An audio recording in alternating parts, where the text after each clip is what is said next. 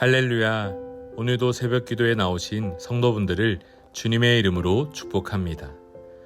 오늘 본문 역대하 18장 28절부터 19장 11절까지 말씀을 읽도록 하겠습니다. 이스라엘 왕과 유다 왕 여호사밧이 길르앗 라못으로 올라가니라. 이스라엘 왕이 여호사밧에게 이르되 나는 변장하고 전쟁터로 들어가려 하노니 당신은 왕복을 입으소서 하고 이스라엘 왕이 변장하고 둘이 전쟁터로 들어가니라. 아람 왕이 그의 병거 지휘관들에게 이미 명령하여 이르기를 너희는 작은 자나 큰 자나 더불어 싸우지 말고 오직 이스라엘 왕하고만 싸우라 한지라. 병거의 지휘관들이 여호사밧을 보고 이르되 이가 이스라엘 왕이라 하고 돌아서서 그와 싸우려 한즉 여호사밧이 소리를 지르매 여호와께서 그를 도우시며 하나님이 그들을 감동시키사 그를 떠나가게 하신지라. 병거의 지휘관들이 그가 이스라엘 왕이 아님을 보고 추격을 그치고 돌아갔더라. 한 사람이 무심코 활을 당겨 이스라엘 왕의 갑옷 솔기를 쏜지라. 왕이 그의 병거 모든 자에게 이르되 내가 부상하였으니 내 손을 돌려 나를 진중에서 나가게 하라 하였으나 이날의 전쟁이 맹렬하였으므로 이스라엘 왕이 병거에서 겨우 지탱하며 저녁 때까지 아람 사람을 막다가 해가 질 즈음에 죽었더라. 유다 왕 여호사밧이 평안히 예루살렘에 돌아와서 그의 궁으로 들어가니라.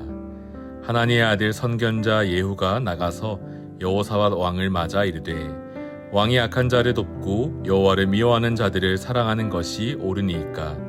그러므로 여호와께로부터 진노하심이 왕에게 임하리이다. 그러나 왕에게 선한 일도 있으니 이는 왕이 아세라 목상들을 이 땅에서 없애고 마음을 기울여 하나님을 찾음이니이다 하였더라. 여호사밧이 예루살렘에 살더니 다시 나가서 브엘세바에서부터 에브라임 산지까지 민간에 두루 다니며 그들을 그들의 조상들의 하나님 여호와께로 돌아오게 하고 또 유다 온 나라의 견고한 성읍에 재판관을 세우되 성읍마다 있게 하고 재판관들에게 이르되 너희가 재판하는 것이 사람을 위하여 한 것인지 여호와를 위하여 할 것인지를 잘 살피라. 너희가 재판할 때에 여호와께서 너희와 함께 하심이니라. 그런즉 너희는 여호와를 두려워하는 마음으로 삼가 행하라. 우리의 하나님 여호와께서는 불의함도 없으시고 치우침도 없으시고 뇌물을 받는 일도 없으시니라 하니라. 여호사밧이 또 예루살렘에서 레위 사람들과 제사장들과 이스라엘 족장들 중에서 사람을 세워 여호와께 속한 일과 예루살렘 주민의 모든 송사를 재판하게 하고 그들에게 명령하여 이르되 너희는 진실과 성심을 다하여 여호와를 경외하라. 어떤 성읍에 사는 너희 형제가 혹 피를 흘림이나 혹 율법이나 계명이나 율례나 규례나 말미암아 너희에게 와서 송사하거든 어떤 송사든지 그들에게 경고하여 여호와께 죄를 범하지 않게 하여 너희와 너희 형제에게 진노하심이 임하지 말게 하라. 너희가 이렇게 행하면 죄가 없으리라. 여호와께 속한 모든 일에는 대제사장 아마랴가 너희를 다스리고 왕에게 속한 모든 일은 유다 지파의 어른 이스마엘의 아들 스바랴가 다스리고 레위 사람들은 너희 앞에 관리가 되리라. 너희는 힘써 행하라. 여호와께서 선한 자와 함께 하실지로다 하니라. 아멘. 오늘 본문은 크게 세 단락으로 나눌 수 있습니다. 첫째, 아합의 계략과 죽음. 둘째, 여호사밧의 귀환과 선견자 예후의 권고. 셋째는 뉘우친 여호사밧의 개혁입니다. 먼저 첫 번째입니다. 미가야의 예언을 무시한 채 전쟁을 감행한 아합. 하지만 그는 그 경고를 의식하여 변장을 시도합니다. 그는 여호사밧에게 왕복을 입으라 권하며 자신은 평범한 병사로 변장합니다. 이는 자신이 목숨을 잃을 것이라는 미가야의 예언을 수포로 만들고자 또한 혹시라도 자신이 위험에 처할까 살기 위해 고안해낸 방법인 것입니다. 하지만 하나님의 불꽃 같은 눈동자는 피할 수 없었습니다. 여호사밧 왕은 목숨을 잃을 뻔한 상황에 처하지만 하나님의 도우심으로 목숨을 건집니다. 그러나 아합 왕은 누군가가 우연히 쏜 화살에 맞아 목숨을 잃게 됩니다. 혼란스러운 전쟁이 계속되는 가운데 한 사람이 무심코 활을 당겨 화살을 쐈는데 그 화살이 변장한 아합 왕의 갑옷 솔기 곧 옷 따위를 지을 때 두 폭을 맞대고 꿰맨 줄에 맞는 일이 일어나면서 결국 아합 왕은 죽음을 맞이합니다. 두 번째입니다. 시간이 흐르고 전장에서 간신히 목숨을 건진 여호사밧은 평안히 예루살렘 성으로 귀환합니다. 하지만 그를 기다리는 것은 선지자 예후의 날카로운 책망이었습니다. 예후는 여호사밧에게 악한 자를 돕고 여호와를 미워하는 자들을 사랑하는 것이 옳으냐 묻고 그로 인해 여호와의 진노가 임할 것이라 말합니다. 이러한 예후의 책망은 곧 아합과 동맹을 맺은 일에 관한 이야기였습니다. 하지만 예후는 책망만 전한 것이 아니라 이전의 선행도 언급하며 다시금 기회가 주어짐을 암시합니다. 끝으로 세 번째 이야기, 예후의 책망을 듣고 뉘우친 여호사밧, 그는 개혁을 실시합니다. 먼저 자신이 다스리는 모든 지역을 다니며 백성들이 회개함으로 하나님께로 돌아오도록 명령합니다. 그런 다음 전국 곳곳에 재판관을 임명하고 하나님을 경외함으로 하나님이 기뻐하실 공의를 이루라 명령합니다. 이와 같은 말씀 그 아래 우리가 붙들고 기도할 내용은 무엇일까요? 첫 번째는 은혜 입은 자, 은혜 입은 삶이 되기를 기도하기 원합니다.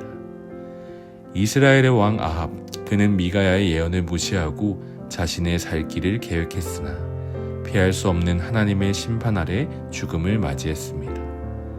여호사밧, 그는 하나님이 보시기에 악한 아합의 길에 동행한 자로 나타나지만 하나님의 도우심으로 목숨을 부지했습니다. 아합과 여호사밧, 사실 두 왕의 모습은 크게 다른 것이 없습니다.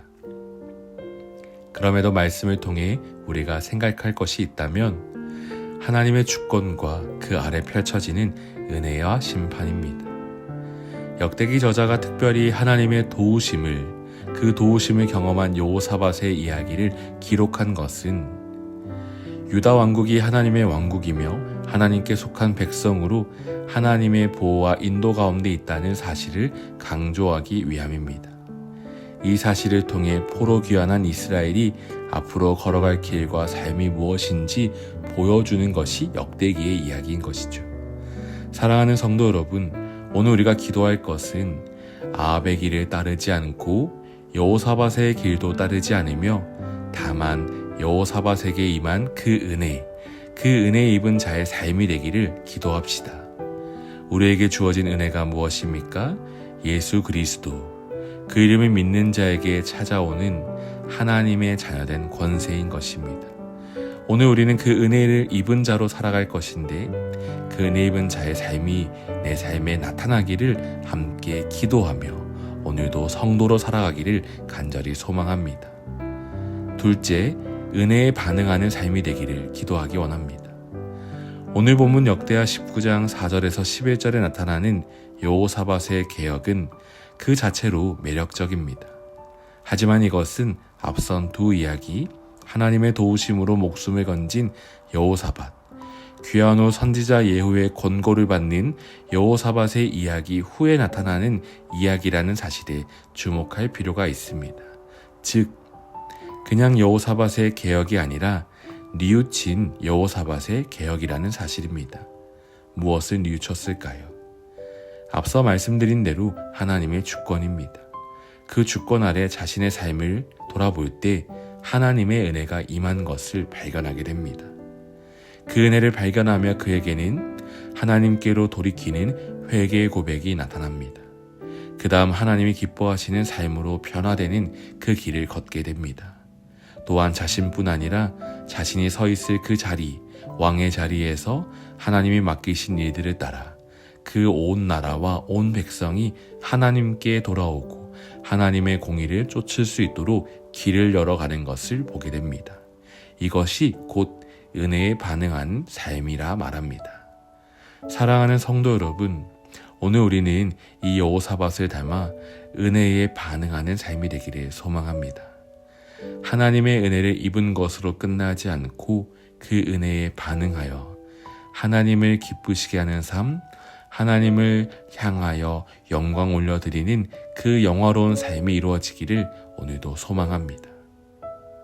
사랑하는 성도 여러분, 오늘 이 하루를 시작하며 이 두 가지를 기억하고 기도하면 어떨까요? 첫째, 은혜 입은 자의 삶이 되게 하여 주시옵소서. 둘째, 은혜에 반응하는 삶이 되게 하여 주시옵소서. 기본적인 사실, 그러나 이 사실이 오늘도 우리의 삶 가운데 나타나기를 간절히 소망합니다.